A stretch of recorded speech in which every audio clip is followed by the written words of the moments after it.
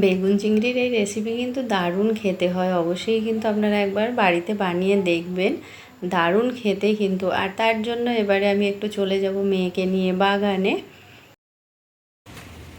আসতে কিন্তু বৃষ্টি হয়েছে, স্লিপ করে পড়ে যাবি। কোথায় বেগুন খুঁজে পার কর, সব পেঁপে গাছ থেকে ডালগুলো পড়ে গেছে।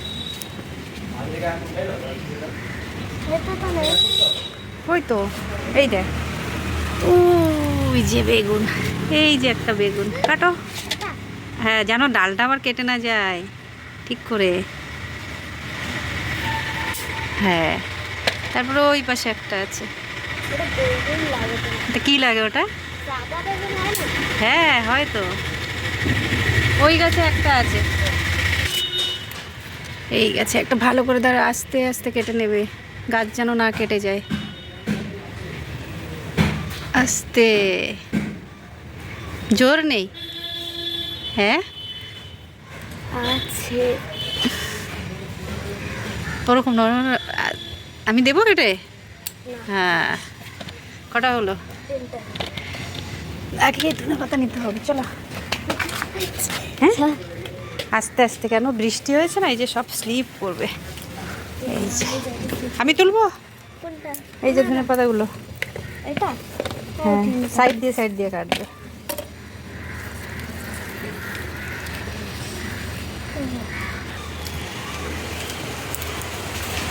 মশা, তাহলে আমি তাড়াতাড়ি করে তুলে দিচ্ছি।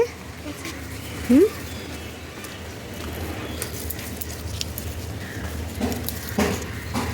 প্রচণ্ড মশা, বাবারে বাবা।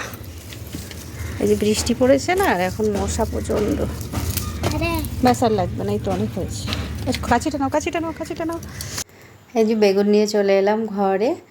আর বেগুনগুলো কিন্তু ছোট হলেও বেশ ভালোই হয়েছে, গাছের বেগুন আর নিজের হাতে লাগানো গাছের বেগুন, এর তো মজাই আলাদা। আর দেখেও বেশ শান্তি লাগছে। আর এদিকে বেগুনগুলো কেটে নেব, তবে একই ধরনের চারা কিন্তু দু কালারের বেগুন হয়েছে, বেশ ভালোই লাগছে, তাই না? যে বলেছিল সব সবুজ বেগুন হবে, কিন্তু একটু হালকা, একটু অন্য একটু ধরনের হয়েছে, তো ঠিক আছে। তো এখানে বেগুনগুলো কেটে নিয়েছি, আর বেগুনগুলো কেটে কিন্তু আমি জলে ভিজিয়ে নিয়েছি, বেগুনের তো কষ ছাড়ে। তো এখানে আর নিয়ে নেব 4টে পেঁয়াজ কেটে নিয়েছি। আর মেয়েও কিন্তু সাথে ছিল, তো মেয়েও ভীষণ এনজয় করে এই ব্যাপারগুলো, যে গাছ থেকে কিছু কেটে নেব, গাছ থেকে কিছু হলে পারবো, বেশ ওরও ভালো লাগে, ওই জন্য সাথে করে নিয়েও যাই, বাচ্চা তো। আর বাচ্চাদের এগুলো তো ভালোই লাগে। তো কথা বলতে বলতে পেঁয়াজ কাটা কমপ্লিট। আর এখানে আমি নিয়ে নিয়েছি একটা মিক্সার জার, তার ভিতরে দিয়ে দেবো এবারে এক টুকরো আদা, দিয়ে দিয়েছি 7-8 কোয়া মতো রসুন, আর দিয়ে দিচ্ছি দুটো, এখানে 4টে মতো কাঁচা লঙ্কা দিয়ে দিয়েছি। আর এবারে একটু জল দিয়ে পেস্ট করে নেব। আর এখানে কিন্তু এই যে নিয়ে নিয়েছি চিংড়ি মাছ। আর চাইলে কিন্তু আপনারা লঙ্কাটা একটু আপনারা হিসাব মতো, একটু ঝাল বেশি হলে বেশি চাইলে কিন্তু দিতে পারেন, যেহেতু ছোটো বাচ্চা খাবে ওই কারণে কিন্তু ঝালটা আমি একটু কমই দিই সবসময় রান্নাতে। আর এবারে দিয়ে দেবো পেঁয়াজটা কিন্তু অর্ধেক পেঁয়াজ দেবো, যতটা পেঁয়াজ আমি কেটেছি, ধরুন 4টে পেঁয়াজ কেটেছি, 4টে পেঁয়াজের 2টো এই পেঁয়াজ কুচি দেবো চিংড়ি মাছ মাখার ভেতরে, আর বাকিটা পরে আমি ইউজ করব। আর দিয়ে দিলাম যে বাটা মশলাটা করে রেখেছিলাম, ওই মশলাটা দিয়ে দেবো।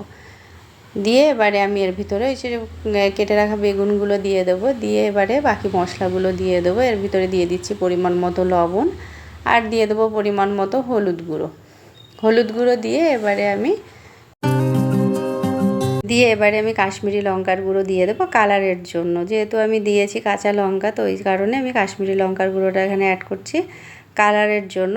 আর এবারে আমি দিয়ে দেবো ভাজা জিরের গুঁড়ো দেওয়ার পরে এবারে আমি এখানে দিয়ে দেবো ভাজা ধনের গুঁড়ো।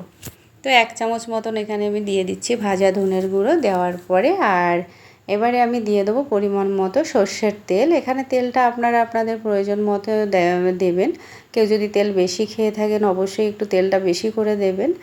আর যেহেতু আমি একটু চেষ্টা করি সবসময় তেলটা কমই দেওয়ার, কারণ সবাই এই রান্নাগুলোই কিন্তু ঘরে খাওয়া হয়, তো ওই কারণেই একটু তেলটা কম দেওয়ারই চেষ্টা করি। তো এখানে সব মাখা হয়ে গেছে, বেগুন চিংড়ি মাছ সব মাখা হয়ে গেছে। আর এদিকে চলে এসেছি গ্যাসের কাছে, এসে গ্যাসটাকে অন করে দিয়ে এবারে দিয়ে দিয়েছি ফ্রাইং প্যান দিয়ে এবারে তেলটাকে গরম করে নেব, নিয়ে এবারে যে বাকি যে পেঁয়াজটা আমি রেখে দিয়েছিলাম ওই পেঁয়াজটাকেই এবারে ভেজে নেব। তো এখানে আমি পেঁয়াজটাকে মিডিয়াম আঁচ করে এবারে ঢাকা দিয়ে দিয়ে ভেজে নেব, যাতে তাড়াতাড়ি করে ভাজাও হয়ে যায় আর সুন্দরভাবে সিদ্ধও হয়ে যায় পেঁয়াজটা। তো এখানে কিন্তু পেঁয়াজটা ঢাকা দিয়ে ভেজেছি, দেখুন তাড়াতাড়ি হয়েও গেছে আর কিন্তু বেশ ব্রাউন কালারও চলে এসছে পেঁয়াজটা।